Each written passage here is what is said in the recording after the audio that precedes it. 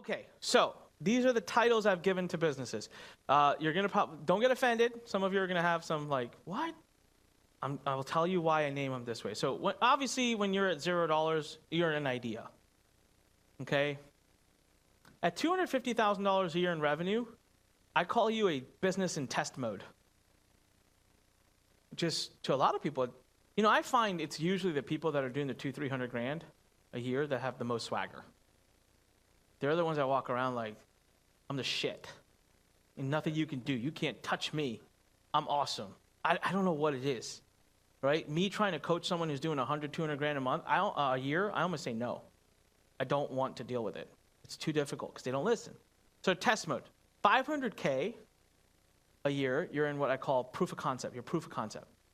Congratulations, you've proven that there's a market to be had. In my mind, $500K is it's baby. Like, but there's proof. That's good. That's sizable enough. Now, one person, only so far, one person has ever asked me, Anik, why does it go down? Why did it go down? Just to describe to you that, you know what? A lot of you are facing those ups and downs, and so when you're at 500K a year, your months are choppy. You get 20K month, and a 50K month, and a 40K month, and a 70K month, and a 6K month. Kind of normal because a lot of your marketing is driven by organic.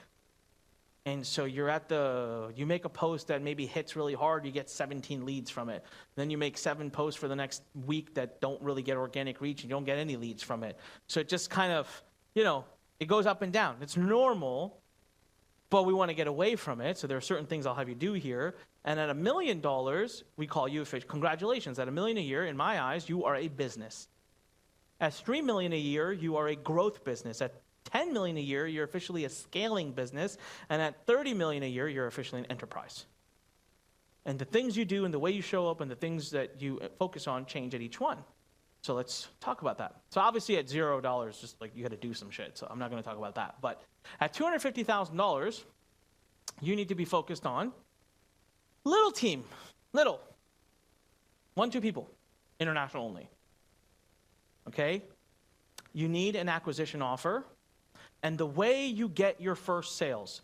A lot of people struggle with this, man. A lot of people really struggle with this.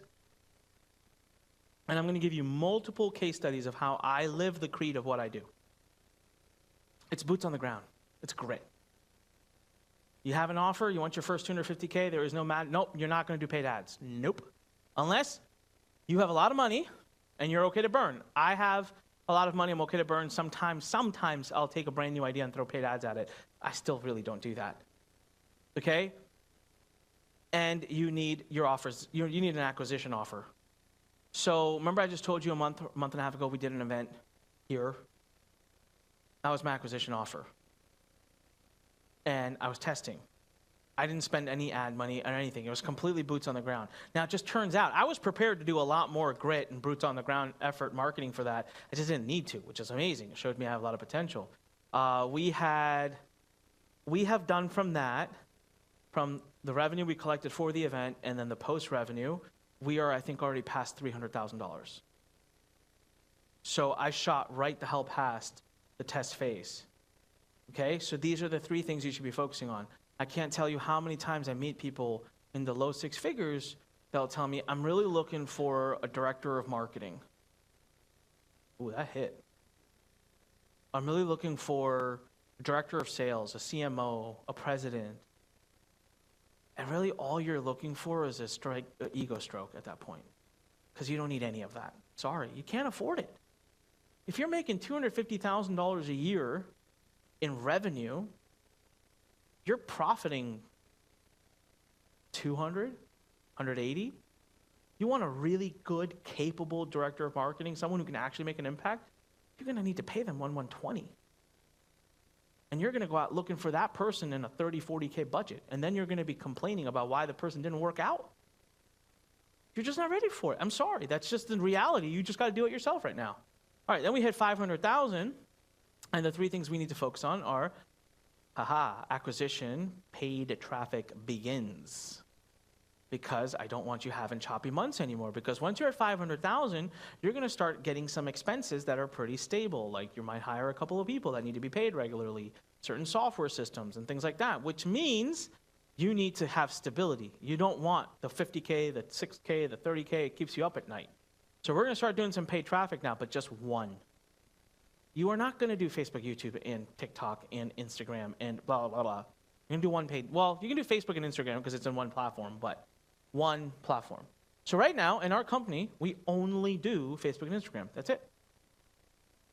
I'm telling you, I can take a company to 100, 200, 300 million a year with just one paid traffic source. Now, of course, that's risky. It could get shut down and et cetera, et cetera. I understand all of that. In theory, I would never do it, and we address that here too. But in the beginning, please, just one. You don't need to learn them all. Okay, it's too confusing. Number two, because now you started your paid traffic, you got to start looking at your liquidation offer. You need to liquidate the traffic you're paying for. Number three is your back-end offer. It's time for you to get that offer stack right because we're getting ready to hit the guns now. We're getting ready to scale. We're getting ready to turn on paid traffic. You need to have your offer stack right, but you don't have to have the recurring offer yet. So those top three functions, you need to have the acquisition, liquidation, and your back-end. All right, now we move to $1 million a year business and things start to change. Now you are finally allowed to hire your first 2, maximum 3 in-house core team members. No, you are not allowed to hire a CEO. No, you are not allowed to hire a CMO.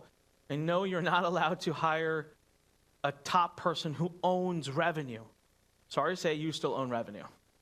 You have to own revenue. You're not ready yet, okay? You know the first thing you need to get off your plate and completely systemize if you want to have a chance at scaling, and that's actually not that hard to do? Operations. So the first key hire you get to make is a director of operations. The operational person is going to make sure your team's doing what they need to do, the systems are running, the events that you're planning are being done, customers are being serviced, customer support's running well. I can't even fathom having a business without an operations team. So remember, marketing, creative marketing will launch a business. Operations will scale the business. Most likely, that person is not your future COO. So don't look for a COO right now. They're probably, statistically speaking, they're probably also not your president. Now, could they be? Sure. Could you grow them in-house internally? Absolutely.